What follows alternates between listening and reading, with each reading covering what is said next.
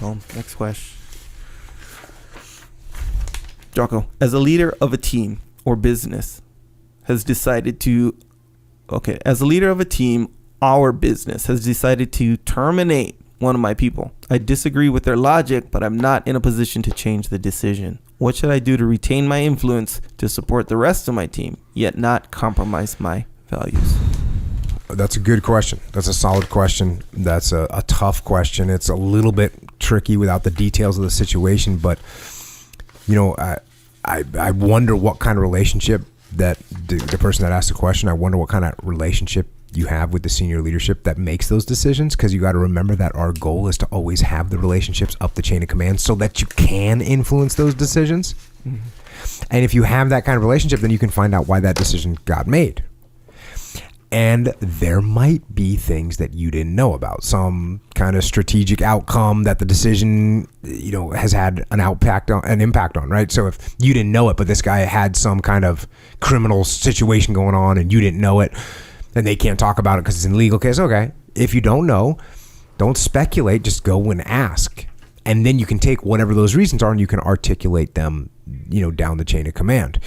And again, you want to ask this question in a smart way. You don't want to say, why did Bill get fired? Hey, why did Bill get fired? Mm-hmm. No, you say, hey, from my perspective, it seemed like Bill was doing a good job. I want to kind of understand what you were seeing so that I can lead people better. Mm-hmm. If there's anything that I can make up for, I want to make sure I'm leading, like all those things. You want to help their ego and make them feel good and make them feel like you're on board with the program and not make them feel like you're going in there and questioning their call, because that's just an attack on their ego. So this is all these things. It's the basic things, right? Mm. The fundamental, I hate calling it basic. These are the fundamental things, right? This is the way it is. Mm-hmm. Standard. I should just say standard. That's what I should say.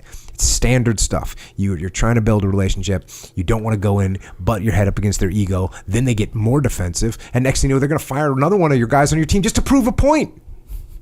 You can dig yourself that hole. But if you make your goal, hey, I'm going to build a relationship with my boss. That's what you are trying to do. Now,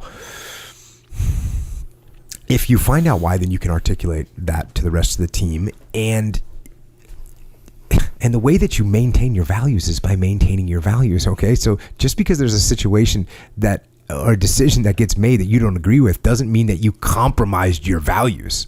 Like, your boss can make a decision and that you don't agree with. That doesn't mean that your values are compromised, unless it's like an illegal or it's an immoral or it's an unethical situation, which, by the way, a firing could be one of those things, right? The guy could be firing because he wasn't, he wouldn't give me the keys to the vehicle for the weekend so I could use it on my private time, and I'm going to fire him now. Like, that's unethical, right? There's a problem there. So now your values definitely, if you just remain silently, you're kind of compromising your values.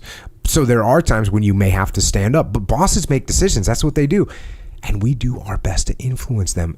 Now, if they decide something we don't like, then yes, we ask why. And if we don't like their explanation, then we try and explain our case. We try and explain why we thought Bill should have not been fired. Now, you're not always going to be right.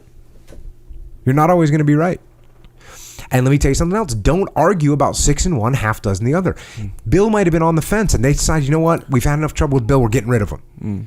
And maybe there's valid reasons why Bill should have said, but it's like, it could have gone 60-40. Are you going to put your reputation and your relationship with your boss on the line over that little thing? Now, again, I understand firing people is a big deal. It's not small. It's not a little thing. Especially you have a good relationship. He's on your team. He's got kids. Like, all these things are there. So what are you going to do about it? Are you going to break down and negatively impact your relationship with your boss over this so that in the future you have even less influence? What happens when they go to fire Mike and you haven't, and all you did was go, hey, why'd you do this? This was stupid. They're going to fire Mike and they're not going to listen to a damn thing you say. You want to build a relationship with them. You can explain what your viewpoint is and what you would have done. Now, this is talking to your team. You can explain what your viewpoint was and what you would have done. But you don't want you want to be gentle, right? As long as if you explain that, hey, I would have done something different, and you also explain that it was a tough decision and the boss made the call, and that the best thing that we can do as a team is support the boss so we can garner more influence over these situations in the future, that's good. And you know what? One of the best things you could do here with your team is you can even explain that it's your fault the decision got made. Right? You say, look, I haven't built a good enough relationship with the boss. That's why he fired Bill. I'm working on it. I'm going to do it better. We're going to give him the support that he needs so we can stop this type of thing from happening in the future. So you don't want to throw your boss under the bus. It's much, much better to take ownership of it all day. All day.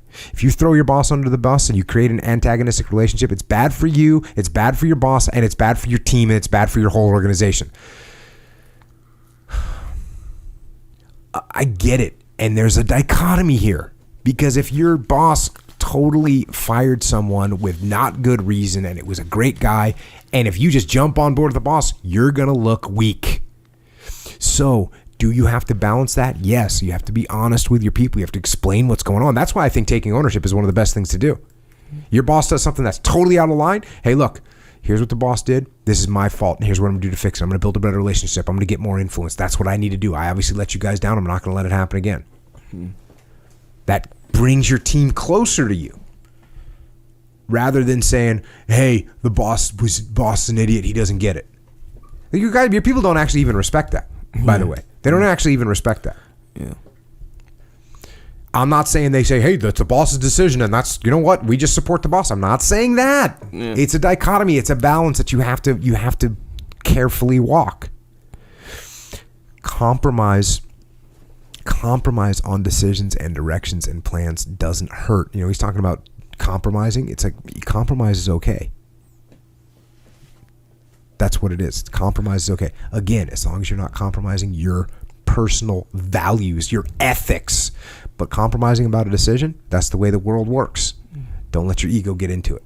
Don't let your ego. So keep building relationships, take ownership of the decisions, and support the team. Keep building relationships, not just up the chain of command, but down, so that you can bring it all together.